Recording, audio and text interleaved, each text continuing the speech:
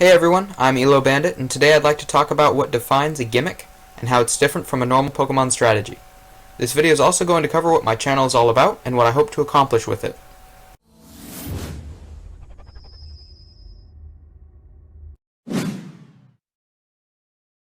First of all, here's my definition of a gimmick.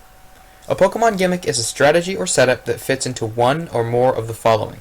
Has unique move, ability, or Pokemon combinations used in a specific order to achieve a target win condition.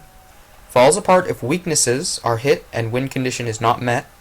Can be predictable and easier for your opponent to counter if they are familiar with it. And can be very difficult to counter if your opponent is unfamiliar with it. Note that win condition does not always guarantee a win, but when it is met it will drastically increase your chances of winning the match.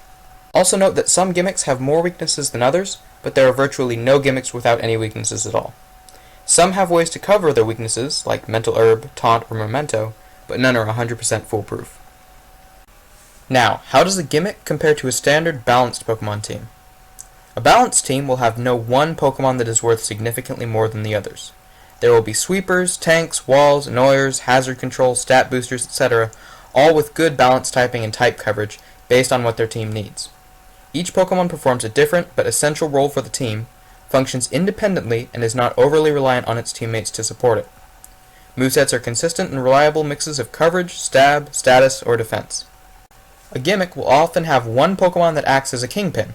If they go down, the whole strategy falls apart. The kingpin will usually take a couple moves to set up by either itself or its allies until its win condition is met. The rest of the team, instead of playing standard sweeper or tank roles, will often have movesets and abilities designed to cover the kingpin's weaknesses. A standard, balanced team can constantly rotate to face any relevant threat and take advantage of opportunities to improve its current matchup.